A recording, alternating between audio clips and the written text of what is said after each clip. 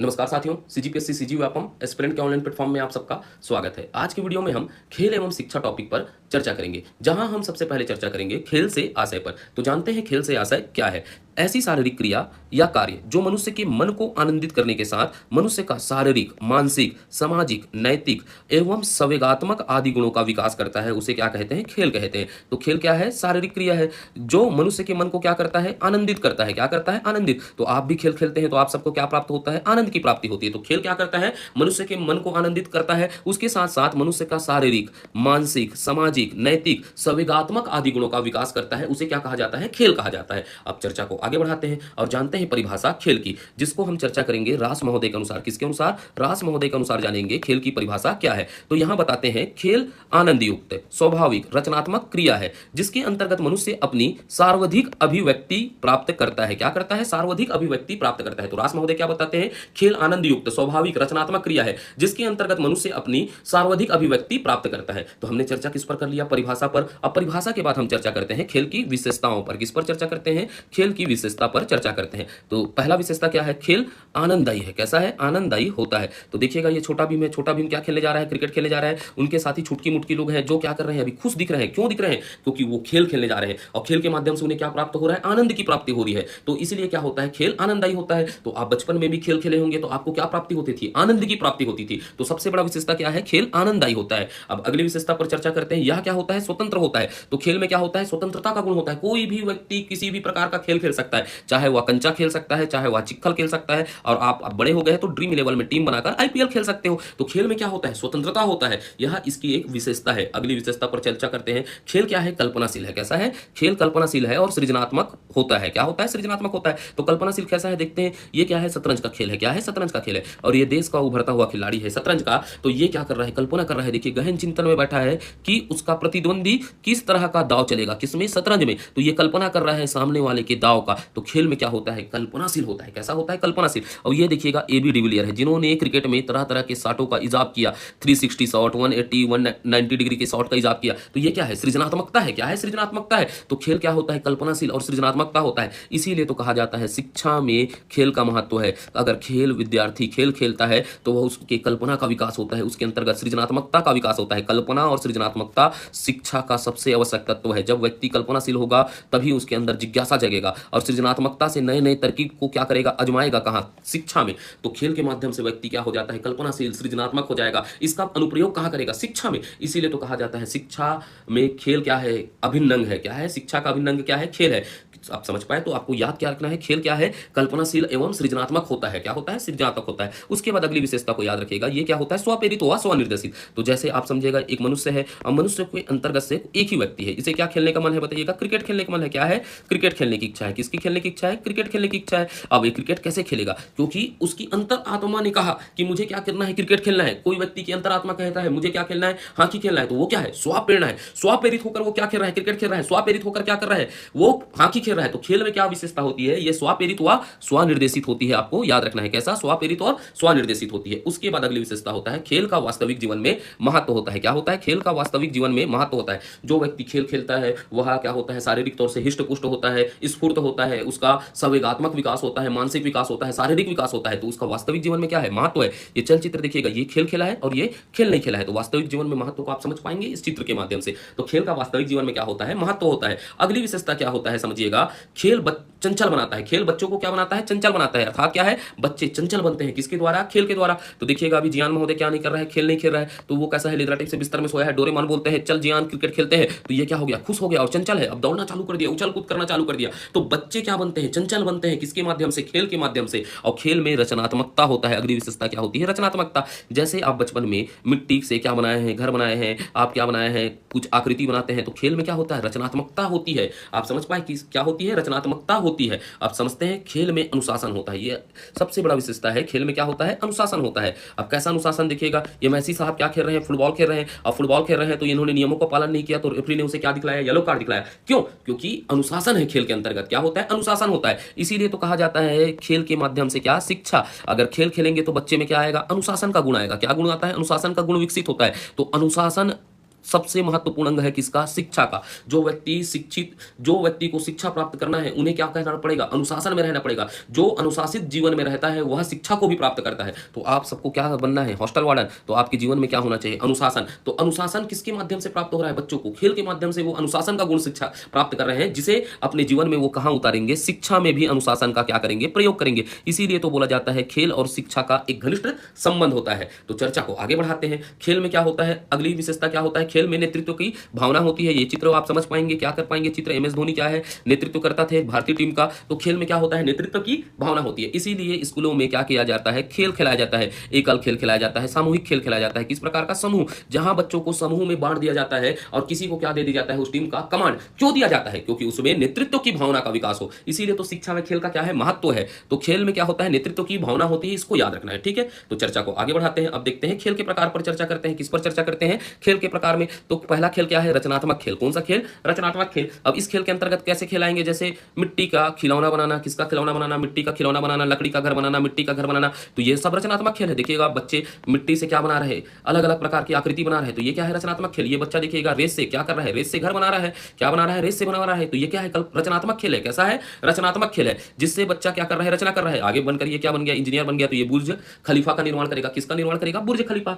और दूसरा खलीफा नहीं सोच रहा है ना। अब ये खेल के माध्यम से क्या हो रहा है? समझिएगा बच्चों में रचनात्मक गुणों का विकास हो रहा है। तो रचनात्मक गुण कैसे होती है? कल्पना शक्ति होती है। रचना में क्या होता है? कल्पना शक्ति। इसके माध्यम से कल्पना शक्ति का विकास होता है। इन खेलों के माध्यम से क्या होता है? कल्पना शक्ति का विकास होता है। इसीलिए तो खेल का शिक्षा में महत्व है। इसीलिए हमारे सिलेबस में रखा गया है कि खेल और शिक्षा को रखा गया है। तो आप हॉस्टल वार्डन बनेंगे, आपकी जिम्मेदारी होगी किसको? बच्चों का विकास करना। कैसा विकास करना? सर्वांगीण। तो आप इन खेलों के माध्यम से बच्चों के सर्वांगीण विकास करेंगे। इसीलिए हमारे सिलेबस का इसको हिस्सा बनाया गया है। अब अगला चर्चा करते हैं अगले खेल में। कल्पनात्मक खेल। कैसा? कल्पनात्मक खेल पर चर्चा करते हैं। तो इस खेल में क्या होता है? किसी प्रकार का अभिनय करना होता है। एक खेल होता है, इसमें क्या किया जाता है? किसी प्रकार का अभिनय किया जैसा है। जैसे नेता का अभिनय करते हैं बच्चे, किसी का अभिनय करते हैं अभिनेता का। तो आप भी किए होंगे। तो मान लीजिएगा नेता का अभिनेता का अभिनय करते हैं तो आप क्या बन जाते हैं? नवाजुद्दीन सिद्दीकी का अभिनय करते हैं तो आप क्या बोलोगे? कभी कभी लगता है अपन ही भगवान है। वैसे ही आप क्या कर रहे हैं? नेता बन रहे हैं तो आप बन गए युवा नेता। कैसा नेता बन गए? युवा नेता। अब युवा नेता बोल दिए तो बन गए, तो आप क्या करना चालू कर दिए? नेता का कल्पना करना चालू कर दिए। तो ये अभिनय और किसके माध्यम से? आप समझिएगा, अभिनय के माध्यम से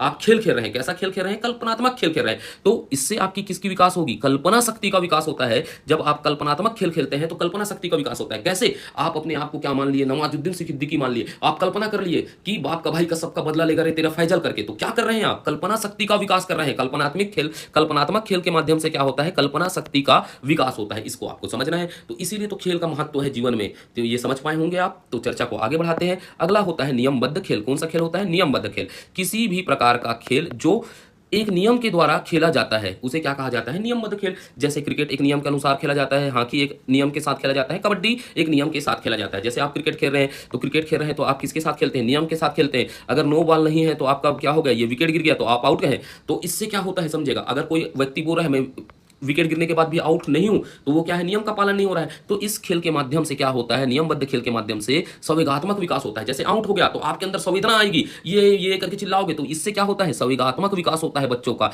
तो नियमबद्ध खेल भी क्या है? जरूरी है। तो नियमबद्ध खेल क्या है? किसी प्रकार का खेल जो एक नियम द्वारा खेला जाता है उसे क्या कहा जाता है? नियमबद्ध खेल। इससे क्या होता है? संवेगात्मक विकास होता है। क्या होता है? संवेगात्मक। इसे मैं बाल मनोविज्ञान में डिफाइन कर दिया हूं। तो यहां पर उलझने से हमको समय खराब नहीं करना है। अब आगे चर्चा करते हैं। तो संवेगात्मक विकास आप समझ गए होंगे, जिसे मैं बाल मनोविज्ञान में विस्तार पूर्वक समझा चुका हूं। अब चल समझते हैं सृजनात्मक खेल। क्या? सृजनात्मक खेल पर चर्चा करते हैं। इस प्रकार के खेल क्या है? इस प्रकार के खेल के द्वारा कुछ नई बातों का विचार का विकास होता है। तो सृजनात्मक खेल के माध्यम से क्या होता है? कुछ नई बातों का विचार का विकास होता है। सृजन खेल करना है, जैसे आप क्या कर रहे हैं? कुछ बना रहे हैं, ऐसा ठीक है, घर बना रहे हैं, तो ये सब क्या है? सृजनात्मक खेल है। इसके द्वारा कुछ नई बातों का विचार का क्या होता है? विकास होता है सृजनात्मक खेल के अंदर। अब इसके अंतर्गत आता है अगला खेल खोजी खेल। क्या होता है? खोजी खेल। तो समझ लेते हैं खोजी खेल क्या है। खेलों को अपने आनंद या रुचि के द्वारा नवीन खेल खोजना। क्या खोजना? नवीन खेल खोजना, जिसका नियम खुद बनाना। जैसे क्या होते हैं, आप अपने रुचि के अनुसार क्या करते हैं? नवीन नवीन खेल खोजते थे और उन खेलों का नियम खुद बनाते थे, अपने हिसाब से बनाते थे। ये क्या हो जाता है? खोजी खेल हो जाता है। समझ पाए होंगे, इस प्रकार खेले होंगे आप। उसके बाद क्या होता है? साथियों के आधार पर खेल का प्रकार देखते हैं। किसके? साथियों के आधार पर हम देखते हैं खेल का प्रकार। तो पहला क्या होता है? समानांतर खेल होता है। अब समानांतर खेल क्या होता है समझते हैं। इस प्रकार के खेलों में बच्चा एक दूसरे के साथ खेलने की अपेक्षा स्वयं खेलता है। तो समांतर खेल में क्या होता है, बच्चे एक दूसरे के साथ खेलने की अपेक्षा क्या करते हैं, स्वयं से खेलते हैं। उन्हें खेलने के लिए किसी की आवश्यकता नहीं होती, उसे क्या कहते हैं, समांतर खेल। तो समांतर खेल को समझेगा, यहां पर बच्चा क्या होता है, स्वयं से खेलता है, उन्हें खेलने के लिए किसी की आवश्यकता नहीं होती, मोला काकरो आवश्यकता नहीं है कह देता है बच्चा, ठीक है। तो यही क्या होता है, समांतर खेल होता है। उसके बाद होता है सामूहिक खेल। कौन सा खेल होता है, सामूहिक खेल। अब सामूहिक खेल आप समझ पाएंगे, जिन खेलों में 2-3 से अधिक बच्चों के भाग लेते हैं उसे क्या कहते हैं, सामूहिक खेल। जैसे क्रिकेट खेलना है तो सामूहिक खेल है, हॉकी कैसा खेल है, सामूहिक खेल है। तो हमने चर्चा किस पर कर लिया, साथियों के आधार पर खेल पर चर्चा कर लिया। उसके बाद चर्चा करते हैं मानसिक शारीरिक सक्रियता के आधार पर खेल के प्रकार पर चर्चा करते हैं। किस पर, मानसिक शारीरिक सक्रियता के आधार पर खेल के प्रकार पर चर्चा करते हैं। तो पहला देखते हैं शारीरिक खेल क्या होता है। यहां पर क्या होता है, शरीर की अपेक्षा मस्तिष्क की अपेक्षा, किसकी अपेक्षा, मस्तिष्क की अपेक्षा क्या होता है, शरीर अधिक क्रियाशील होता है। किसमें, शारीरिक खेल में। शारीरिक खेल में क्या होता है, मस्तिष्क की अपेक्षा शरीर क्या होता है, अधिक क्रियाशील होता है। जैसे दौड़ने में आपका मस्तिष्क दौड़ रहा है क्या, गोड़ हाथ में दौड़ रहे ना, भाग मिल्खा भाग, तो वो क्या हो रहा है, उसका मस्तिष्क क्रियाशील है क्या, नहीं है, उसका शरीर क्या होता है, क्रियाशील होता है। उसे कौन सा खेल कहा जाता है, शारीरिक खेल कहा जाता है। उसके बाद मानसिक खेल। मानसिक खेल में क्या होता है, शारीरिक क्रिया कैसी होती है, कम होती है, मानसिक क्रिया क्या होती है, अधिक होती है। तो उसे क्या कहा जाता है, मानसिक खेल कहा जाता है। जिन खेलों में शारीरिक क्रिया क्या होती है, कम होती है, और मानसिक क्रिया अधिक होती है, उसे कौन सा खेल कहा जाता है, मानसिक खेल। जैसे शतरंज में किसका जरूरत है, आपको शरीर को दौड़ाना है क्या, शतरंज के ऊपर नहीं दौड़ाना है, आपका दिमाग दौड़ाना है। वैसी ताश पत्ती है, क्या है, ताश खेलते हैं। तो ताश खेलते हैं तो दुआ बिना जुआ नहीं करके आप जानते हैं, एक कहावत है, दुआ बिना जुआ नहीं, और पत्ता मरेगा या नहीं मरेगा। जब आप कांट पत्ती खेलते हैं तो आपको दिमाग लगाना पड़ता है, आपको उस समय शरीर को नहीं दौड़ाना है, आपको दिमाग लगाना है। तो ये सब प्रकार के कौन से खेल है, मानसिक खेल है। कैसा खेल है, मानसिक खेल है। शारीरिक खेल में क्या होगा भैया, शरीर की क्या होगी, अब शरीर क्या होगा, ज्यादा गतिशील होगा अपेक्षा किसके, बुद्धि के। अर्थात शारीरिक खेल में क्या होता है, शरीर ज्यादा गतिशील होता है, मस्तिष्क क्या है, गतिशील क्या होता है, कम होता है। और मानसिक खेल में क्या होता है, समझेगा, मस्तिष्क अधिक गतिशील होता है, शरीर क्या होता है, कम गतिशील होता है। तो ये शारीरिक और मानसिक खेल हो गया। अब समझते हैं खेल के स्थान के आधार पर, किसके आधार पर चर्चा कर लेते हैं, खेल के प्रकार पर, खेल के स्थान के आधार पर। तो एक क्या होता है, भीतरी खेल, इसी को क्या कहा जाता है, इंडोर गेम। और एक होता है बाहरी खेल, इसे क्या कहा जाता है, आउटडोर गेम। इंडोर गेम का मतलब क्या होता है, वे खेल जो घर, स्कूल, बिल्डिंग के अंदर खेले जाते हैं, उसे क्या कहा जाता है, इंडोर गेम कहा जाता है। और आउटडोर गेम का मतलब क्या होता है, जो खेल घर, स्कूल, बिल्डिंग के बाहर खेले जाते हैं अर्थात अंदर नहीं खेले जाते, उसे क्या कहा जाता है, आउटडोर गेम। आउटडोर गेम के अंतर्गत आएगा क्रिकेट, हॉकी आएगा। तो ये हमारा खेल का प्रकार पर विस्तार पूर्वक चर्चा कर लिया है हमने। क्या कर लिया, विस्तार पूर्वक चर्चा कर लिया। अब इसको थोड़ा सा मनोविज्ञान में जोड़ता हूं। किससे जोड़ता हूं, मनोविज्ञान से जोड़ते हैं। थोड़ा सा इसको चर्चा को अब अलग तरीके से जाते हैं खेल की प्रकार पर। तो खेलों के प्रकार के बारे में विभिन्न मनोवैज्ञानिक ने विभिन्न मत प्रकट किया है। तो खेल के संबंध में विभिन्न मनोवैज्ञानिक ने विभिन्न प्रकार के क्या किए हैं, मत प्रकट किए हैं। तो सबसे पहले जान लें, जिन पियाजे जी ने खेल के स्तर बताए हैं। क्या बताए हैं, खेल के स्तर बताए हैं पियाजे जी ने। किसने, पियाजे जी ने। तो इन्होंने बताया खेल का स्तर बताया, एक अभ्यास खेल होता है बताया। इसको बस आप याद रखिएगा, पियाजे जी ने खेल के स्तर कितने बताए हैं, इसी को याद रखने का प्रयास करेगा। एक क्या होता है, अभ्यास खेल होता है, एक होता है प्रतीकात्मक खेल होता है, और एक क्या बताता है, नियम वाले खेल होते हैं। तो पियाजे जी कितने स्तर बताते हैं, 3 स्तर बताते हैं। तो एक क्या होगा, अभ्यास खेल होता है, एक क्या होता है, प्रतीकात्मक खेल होता है, एक क्या होता है, नियम वाले खेल। तो यहां पर अभ्यास खेल में क्या होता है, यह संवेदी गति अवस्था होता है। तो ये क्या होता है, संवेदी गति अवस्था में अभ्यास खेला जाता है, जिसे मैं पढ़ाया हूं बाल मनोविज्ञान में। तो संवेदी गति अवस्था क्या होता है, 0 से 2 वर्ष होता है। तो यह क्या होता है, यह संवेदी गति अवस्था में मेल खाता है। कौन सा अभ्यास खेल क्या होता है, संवेदी गति अवस्था में क्या खाता है, मेल खाता है। तो संवेदी गति अवस्था क्या है, 0 से 2 वर्ष की अवस्था को क्या कहा जाता है, संवेदी गति अवस्था में कहा जाता है। तो अभ्यास खेलों में इंद्रियों का महत्वपूर्ण भूमिका होता है। किसका महत्वपूर्ण भूमिका होता है, इंद्रियों का महत्वपूर्ण भूमिका होता है। तो अभ्यास खेल के अंतर्गत कैसे होते हैं, थूक के बुलबुले बनाना। तो देखिएगा बच्चे क्या होते हैं, अभ्यास खेल के माध्यम से 0 से 2 वर्ष के बच्चे क्या बनाते हैं, थूक के बुलबुले बनाते हैं। थूक के बुलबुले नाक से भी बन सकता है, आप देखे हैं। तो ये क्या है, अभ्यास खेल है। क्या है, अभ्यास खेल है। तो यहां पर क्या होता है, भौतिक इंद्रियों का महत्व होता है। हाथ पैर शरीर के माध्यम से ये खेल खेले जाते हैं। जैसे थूक के बुलबुले बनाना, तो मुंह का प्रयोग कर रहा है, तो क्या होता है, अभ्यास खेल होता है। पियाजे जी के अनुसार क्या होते हैं, खेल का पहला स्तर क्या है, अभ्यास खेल है। यह क्या होता है, संवेदी गति अवस्था में मेल खाता है। अभ्यास खेल किसमें मेल खाता है, आपको याद रखना है, संवेदी गति अवस्था में मेल खाता है। और संवेदी गति अवस्था क्या होता है, 0 से 2 वर्ष होता है। तो अभ्यास खेल होगा। उसके बाद क्या होगा, प्रतीकात्मक खेल होता है। कौन सा खेल होता है, प्रतीकात्मक खेल होता है। तो प्रारंभ में बच्चा वस्तुओं और चीज के प्रतीक के रूप में प्रयोग करना लगता है। जब प्रारंभ में बच्चा क्या करना हो लगता है, वस्तुओं और चीजों को प्रतीक के रूप में प्रयोग करने लगता है, तो यह क्या होता है, प्रतीकात्मक खेल होता है। इसके अंतर्गत काल्पनिक खेल होता है। क्या कौन सा आएगा, प्रतीकात्मक खेल के अंतर्गत कौन सा आता है, काल्पनिक खेल आता है। यह किस वर्ष में खेला जाता है, आपको याद रखना है, 2 से 7 वर्ष के बच्चे प्रतीकात्मक खेल खेलते हैं। किसके अनुसार, पियाजे जी के अनुसार। उसके बाद होता है नियम वाला खेल। इसको आप बस याद रखिएगा, 7 से 11 वर्ष के अंतर्गत पियाजे जी के अनुसार बच्चे क्या करते हैं, नियम वाले खेल खेलते हैं। तो आपको याद रखना है, पियाजे जी ने खेल के कितने स्तर बताए हैं, 3 स्तर बताए हैं। एक अभ्यास खेल होता है, एक प्रतीकात्मक खेल होता है, एक नियम वाले खेल होता है। अगर इस टॉपिक को खेल से मनोविज्ञान में जोड़ा। तो इस प्रकार के भी प्रश्न बन सकते हैं, इसीलिए हमको तैयार रहना है। तो पियाजी जी ने कितने बताए हैं खेल के स्तर? 3 बताए हैं, अभ्यास खेल, प्रतीकात्मक खेल और कौन सा? नियम वाले खेल। कौन सा खेल? नियम वाले खेल बताए हैं। उसके बाद देखते हैं इस्माइल लेस्की के अनुसार, किसके अनुसार? इस्माइल लेस्की ने खेल के 4 स्तर बताए हैं। आपको याद क्या रखना है बस यहाँ पर, इस्माइल लेस्की ने खेल के कितने स्तर बताए हैं? 4 स्तर बताए हैं। ठीक है, खेल कौशल के कितने प्रकार बताए हैं? 4 प्रकार बताए करके याद रखिएगा। एक होता है व्यवहारिक खेल, दूसरा कौन सा होता है? रचनात्मक खेल, तीसरा कौन सा होता है? अनुभूति एवं नाटक खेल, और क्या होता है? नियम खेल। तो आपको याद क्या रखना है, इस्माइल लेस्की ने खेल कौशल के कितने स्तर बताए हैं? 4 स्तर बताए हैं। पहला क्या हो जाएगा? व्यवहारिक खेल, रचनात्मक खेल, अनुभूति या नाटक वाले खेल या नियम वाले खेल। उसके बाद एक चर्चा कर लेते हैं, यहां से भी बाल मनोविज्ञान से प्रश्न पूछा है। किसके अनुसार? कार्ल ग्रुस के अनुसार खेल के प्रकार। ठीक है, किसके अनुसार? कार्ल ग्रुस के अनुसार खेल के प्रकार पूछा है। तो पहला क्या हो जाता है?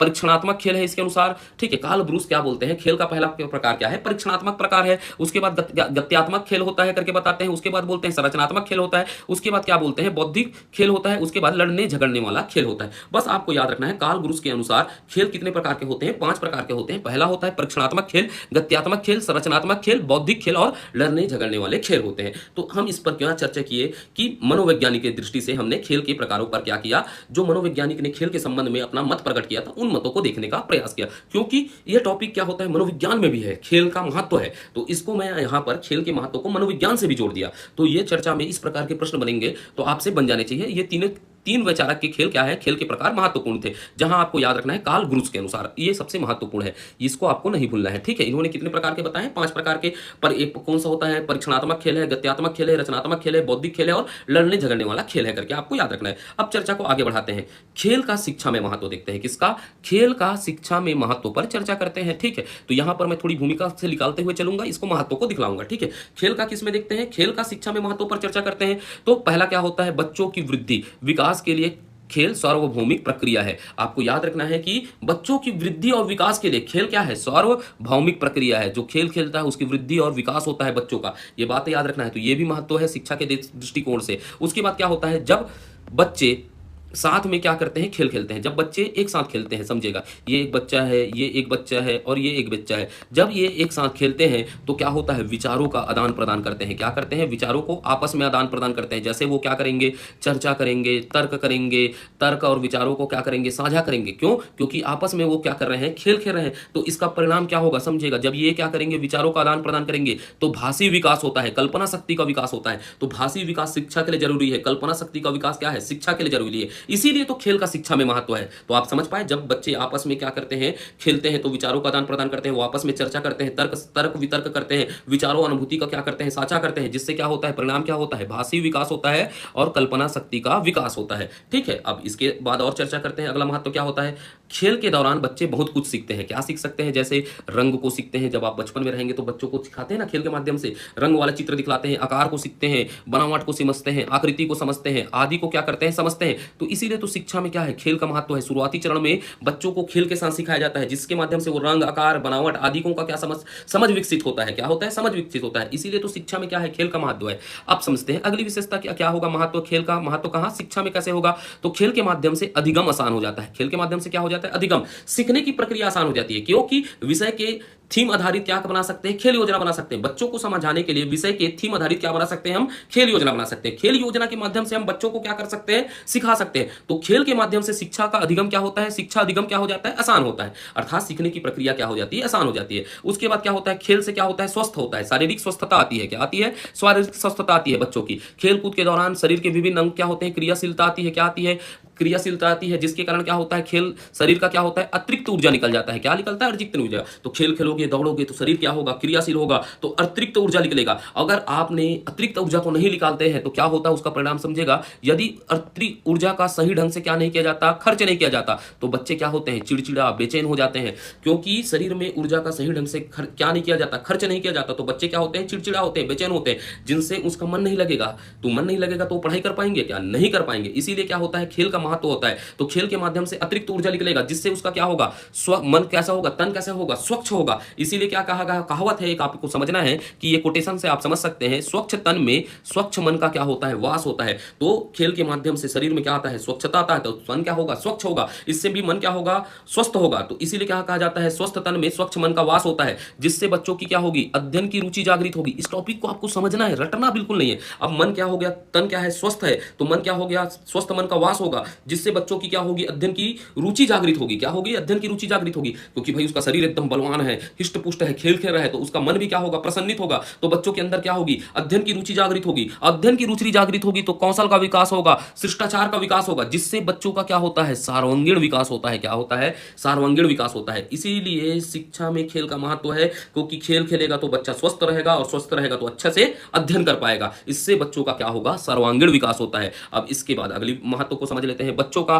मानसिक एवं बौद्धिक विकास होता है। खेल के माध्यम से क्या होता है, मानसिक एवं बौद्धिक विकास होगा, और मानसिक बौद्धिक विकास होगा तो शिक्षा में भी क्या होगा, वह बच्चा क्या कर पाएगा, अच्छे से प्रभावी ढंग से शिक्षा को ग्रहण कर पाएगा। इसीलिए तो क्या है, खेल का शिक्षा में महत्व है। बच्चों में नैतिकता का विकास होता है। किसका विकास होता है, नैतिकता से। खेल खेलेंगे तो नैतिकता जानेंगे, क्योंकि नियम कानून है। क्या है, नियम कानून है, नियम कानून का पालन करना है, सच्चाई का साथ देना है, तो नैतिकता का विकास होता है, जिससे शिक्षा का भी विकास होता है। फिर क्या होता है, सामाजिक एवं संवेगात्मक विकास होता है। क्या होता है, सामाजिक एवं संवेगात्मक विकास होता है। अनुशासन की भावना का विकास होता है। खेल खेलने से क्या होता है, अनुशासन की भावना विकास होगा, और उसी अनुशासन का प्रयोग कहां करेगा, शिक्षा में करेगा। तो इसीलिए तो खेल में शिक्षा का क्या है, महत्व है। किसमें, खेल का शिक्षा में महत्व है। अनुशासन की भावना का विकास होता है, नियमों का पालन करने का ज्ञान आता है। बच्चों में क्या आता है, नियमों का पालन करने का ज्ञान होता है। सहयोग की भावना का विकास होता है। किसका विकास होता है, सहयोग की भावना का। खेल में क्या होता है, आपस में क्या करेंगे, खेल करेंगे तो एक दूसरे का क्या करेंगे, सहयोग करेंगे। वैसे ही वो खेल से क्या सीखे, सहयोग का। तो शिक्षा में भी क्या आएगा, सहयोग का भावना आएगा। वो आपस में क्या करेंगे, सहयोग करेंगे पढ़ने में, तो सहयोग की भावना का भी विकास होता है। उसके बाद नेतृत्व की भावना का विकास होता है। खेल नेतृत्व का क्या है, विकास करता है। बच्चे क्या कर रहे हैं, खेल खेल रहे हैं, तो कोई लीडर बनेगा तो वो क्या करेगा, नेतृत्व करेगा उस टीम को। तो बच्चों के अंतर्गत क्या होता है, नेतृत्व की भावना का विकास होता है। और वही नेतृत्व की भावना कहां आता है, शिक्षा में। तो शिक्षा में भी बच्चों के अंतर्गत क्या होगा, नेतृत्व का विकास होता है। तो ये सब थोड़ी विशेषताएं हैं किसकी, हम चर्चा किस पर किए, खेल का शिक्षा में महत्व। यहां से जो भी प्रश्न बनेगा वो बौद्धिक तार्किक प्रश्न बनेगा। फैक्ट तो कुछ है ही नहीं, जो फैक्ट है उसे हम करंट अफेयर में पढ़ेंगे। अब देखिएगा आपके मन में अगला प्रश्न क्या आ रहा है, सर यहां से खेल का प्रकार तो पूछा है, क्या ओलंपिक पूछेगा, क्या पूछेगा, और क्या पूछ सकता है, कॉमनवेल्थ गेम पूछ सकता है। अब यहां से जो भी इसके अलावा पूछेगा वो किस तरह के प्रश्न रहेंगे, करंट अफेयर बेस रहेंगे। कैसे प्रश्न रहेंगे, करंट अफेयर के साथ रहेंगे। अगर खेल टॉपिक से और विपरीत क्वेश्चन पूछा तो करंट अफेयर के साथ पूछेंगे। यहां पर जो भी करंट अफेयर होगा उसे मैं, जो भी खेल है, जैसे आपका क्या है, क्रिकेट है, क्रिकेट के पूरे नियम के साथ मैं चर्चा करवा दूंगा आपको करंट अफेयर पर। आप निश्चिंत रहिएगा, मैं पूरा प्लान बना कर रखा हूं इस टॉपिक को कैसे चर्चा करना है, जहां से हमारे से प्रश्न ना छूटे। तो इसको हम किसके साथ कर लेंगे, जो टॉपिक है करंट अफेयर के साथ भी जोड़ लेंगे खेल को। पूरे 6 महीने के करंट अफेयर की करंट परिदृश्यता देख लेंगे। इसको हम चालू करेंगे परीक्षा से 1 महीना पहले चालू करेंगे करंट अफेयर सीरीज। आप निश्चिंत रहिए, मेरे दिमाग में हर एक चीज को मैं समझ के रखा हूं कि किस तरह इस टॉपिक को जोड़ना है। तो खेल को आप किस में पढ़ेंगे, हम करंट अफेयर के साथ पढ़ेंगे, और करंट अफेयर को हम सामान्य अध्ययन के साथ खेल के परिदृश्य को जोड़ देंगे। किसमें, सामान्य अध्ययन में। जैसे खेल क्या होता है, क्रिकेट क्या होता है, क्रिकेट के कितने खिलाड़ी होते हैं, क्रिकेट की जब हम आज का चर्चा करेंगे करंट अफेयर उसमें जोड़ देंगे। तो ये टॉपिक हमारा किसमें, एक टॉपिक क्या हो जाएगा, जो बचा खुचा रहेगा वो करंट अफेयर से हमारा कंप्लीट हो जाएगा। अब थोड़ा सा चर्चा कर लेते हैं यहां पर, खेल के लिए उपयुक्त परिस्थिति क्या है। क्या है, खेल हेतु उपयुक्त परिस्थिति क्या है। तो खेल हेतु उपयुक्त परिस्थिति क्या होना चाहिए, उत्साह होना चाहिए। अब खेल खेलने गए, दाई में खेलने खेलने पड़ा थे, घाम लगा थे, कहीं कहोगे तो खेल में मजा आएगा क्या, उपयुक्त परिस्थिति है क्या, उत्साह होना चाहिए, और उपयुक्त समय होना चाहिए। खेल के लिए उपयुक्त समय हो रहा है, आप खेल खेलने जा रहे हो, गांव में रह रहे हो, आप खेल खेलने जा रहे हो 6 बजे क्रिकेट शाम को, तो बाल दिखेगा क्या, नहीं दिखेगा ना। तो खेल के लिए क्या होता है, उपयुक्त परिस्थिति क्या होता है, उपयुक्त समय होता है, उपयुक्त स्थान होना चाहिए। आपको बोलना है दौड़ना है, आप जाकर दौड़ोगे तरिया में, तो हो सकता है क्या, नहीं हो सकता ना। तो खेल के लिए क्या होना चाहिए, उपयुक्त स्थान होना चाहिए, नियमों का ज्ञान होना चाहिए। खेल खेल रहे हो आप, क्रिकेट का, कबड्डी का क्या कर रहे हो, नियम का पालन कर रहे हो, बालर को बोल रहे हो तू कबड्डी बोल रहे करके, तो ऐसा नहीं हो सकता ना। तो खेल के लिए क्या होना चाहिए, नियमों का ज्ञान होना चाहिए। पर्याप्त खिलाड़ी हो रहा है, आप खेलने जा रहे हो कबड्डी, अगले टीम के पास 7 खिलाड़ी है और आपके पास 2 खिलाड़ी है, तो नहीं हो सकता ना ऐसा। तो खेल के लिए उपयुक्त परिस्थिति क्या होता है, पर्याप्त खिलाड़ी होना चाहिए, और क्या होना चाहिए, पर्याप्त संसाधन होना चाहिए। ठीक है, आप समझ पाए, संसाधन नहीं है तो आप खेल नहीं खेल पाओगे। क्रिकेट खेलने जा रहे हो, बेटिच नहीं है तो आप क्या क्रिकेट खेल पाओगे, बांस की लकड़ी मारोगे, बांस की लकड़ी टूट जाता है। हम लोग खेले हैं ऐसा, पर्याप्त संसाधन नहीं था उस समय। तो क्या होना चाहिए, खेल में क्या होना चाहिए, पर्याप्त संसाधन होना चाहिए। तो खेल हेतु उपयुक्त परिस्थिति क्या है, उत्साह होना चाहिए, उपयुक्त समय होना चाहिए, उपयुक्त स्थान होना चाहिए, नियमों का ज्ञान होना चाहिए, पर्याप्त खिलाड़ी होना चाहिए, और पर्याप्त संसाधन होना चाहिए। अब देख लेते हैं खेल को प्रभावित करने वाले तत्व क्या होता है, आयु होता है। खेल को प्रभावित करने वाला तत्व क्या होता है, आयु। आप देखिएगा बचपन में है, 0 से 2 साल का बच्चा है तो वो क्या खेलेगा भैया, झुंझुना धराओगे। उसके बाद आप बढ़ गए हो, धीरे धीरे बढ़ेगा तो आयु प्रभावित करेगा ना। जैसे आप बढ़ गए, मान लीजिएगा आप 10 से 15 वर्ष के बीच बन गए, तो आप झुंझुना खिलाओगे कि झुंझुन नहीं करोगे ना। तो आप उस समय क्या खेलोगे, क्रिकेट खेलोगे, फुटबॉल खेलोगे। क्यों, क्योंकि आप आयु को प्रभावित करता है। खेल को क्या करता है? आयु प्रभावित करता है। अब खेल को क्या करता है? लिंग प्रभावित करता है। इस पर मैं ज़्यादा नहीं करूँगा क्योंकि यहाँ पर क्या हो जाता है, विवादात्मक स्थिति आ जाता है। तो आप समझ सकते हैं लिंग भी प्रभावित करता है खेल को। ठीक है, किसी उद्देश्य को पहुंचाना नहीं मेरा उद्देश्य रहेगा, इसीलिए मैं लिंग पर चर्चा नहीं कर रहा हूँ। आप सब जानकार है, ठीक है, इस पर मैं छोड़ता हूं, आप अपने स्वविवेक से चर्चा कर लीजिएगा किस प्रकार लिंग प्रभावित करता है। उसके बाद संगति प्रभावित करता है। खेल को क्या प्रभावित करता है? संगति। आप अच्छे संगति में हो, अच्छे एथलीट की संगति में हो तो आप अच्छा एथलीट बनोगे। आप बुरे संगति में हो, चोर चमार की संगति में हो, चलो यार ताश जुआ खेलते हैं, तो वो एक भी प्रकार से खेल है। तो संगति का भी क्या होता है? प्रभाव पड़ता है। अच्छे संगति अच्छे खिलाड़ी के साथ रहोगे तो आप अच्छा एथलीट बनोगे, और वही आप क्या होगे, ताश खेलने जुआ खेलने वाले के साथ रहोगे तो आप जुआड़ी और ताशाड़ी बनोगे। ठीक है, तो संगति का भी प्रभाव पड़ता है और संस्कृति का भी प्रभाव पड़ता है। ठीक है, किसका प्रभाव पड़ता है? संस्कृति का भी प्रभाव पड़ता है। जैसे ग्रामीण संस्कृति है, कौन सी संस्कृति है? ग्रामीण संस्कृति में। और ग्रामीण संस्कृति में देखिएगा खेल कहाँ खेलेगा बच्चा? मैदान हो गया, जहां मिल गया वहां खेल खेलेगा क्रिकेट को। वही शहरी संस्कृति है तो वो कहाँ खेलेगा? स्टेडियम में खेलेगा। तो खेल को संस्कृति भी प्रभावित करता है। जनसंपर्क भी क्या करता है? खेल को क्या करता है? प्रभावित करता है। जैसे किसी व्यक्ति का अच्छे खिलाड़ी से क्या है, संबंध है, तो वो उससे गुण सीखेगा कि सर मुझे बताइए मेरे को ये खेलना है, तो वो क्या करेगा? संपर्क के माध्यम से खेल के गुण सीखेगा। और किसी के पास जनसंपर्क ही नहीं है तो वो खेल के गुणों को अच्छे से सीख नहीं पाएगा। तो ये हो गया हमारा खेल को क्या करने वाले, प्रभावित करने वाले तत्व। तो हमारा खेल टॉपिक क्या होता है? समाप्त होता है। क्या होता है? खेल टॉपिक समाप्त होता है, जहां हमने सभी परिदृश्यों पर ध्यान में रखकर चर्चा किया है। अब यहां रहा खसा बसर मेरे दिमाग से, मेरे थिंक के अनुसार से करंट अफेयर महत्वपूर्ण भूमिका निभा सकता है। क्या निभा सकता है? Current affair. और खेल परिदृश्य से जो भी करंट अफेयर है उसको हमको तैयार करना है इस टॉपिक के लिए। अतिरिक्त देखिएगा ओलंपिक करना मेरे हिसाब से तो औचित्य नहीं है, लेकिन हम उसको थोड़ा थोड़ा जब हम खेल परिदृश्य पर क्या करेंगे, करंट अफेयर पर, समसामयिक पर चर्चा करेंगे, तो इस खेल परिदृश्य को मैं अपने तरीके से पढ़ाऊंगा, जहां पर मैं आपको संक्षिप्त बातें चर्चा कर दूंगा। ओलंपिक पर, एशियन गेम पर ज्यादा नहीं करना है, एकदम ज्यादा नहीं करना है। अति सर्वत्र वर्जते कहा गया है, इसीलिए जितना जरूरत है उतना ही को तैयारी करना है। और ये नया टॉपिक है, समझेगा, किताबों में कहीं नहीं मिलता, कहीं तथ्य नहीं है, तो इसको किस तरह पढ़ना है, इसे सोच समझ के पढ़ना है। तो अभी हमने पूरा खेल को देख लिया, अब रहा कहा बसर बचा खासा बाचे है, उसे हम देखेंगे समसामयिकी के माध्यम से। किसके माध्यम से? समसामयिकी के माध्यम से चर्चा कर लेंगे। तो धन्यवाद, जय हिंद, जय भारत, जय छत्तीसगढ़। मिलते हैं अगले वीडियो के साथ।